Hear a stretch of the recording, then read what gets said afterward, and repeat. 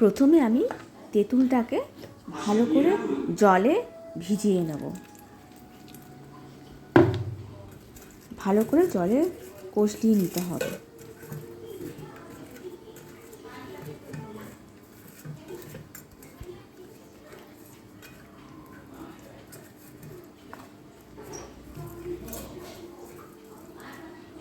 তারপর কষলানোর পর ভালো করে দানাগুলোকে ছেঁকে নেব।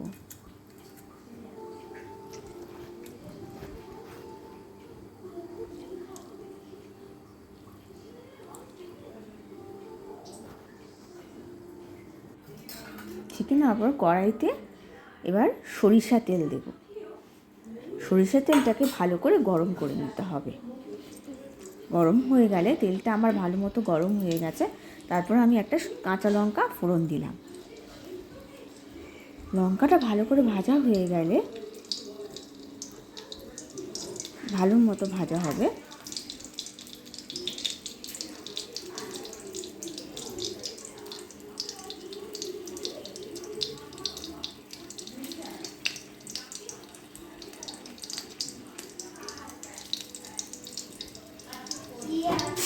তারপরে আমি ডালটা দিয়ে দিলাম।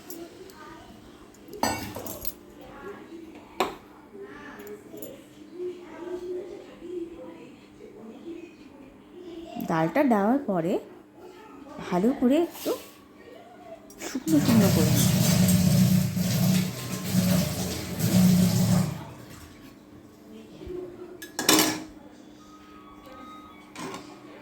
তারপর খুন্তি দিয়ে আমি আস্তে আস্তে নাড়তে থাকবো।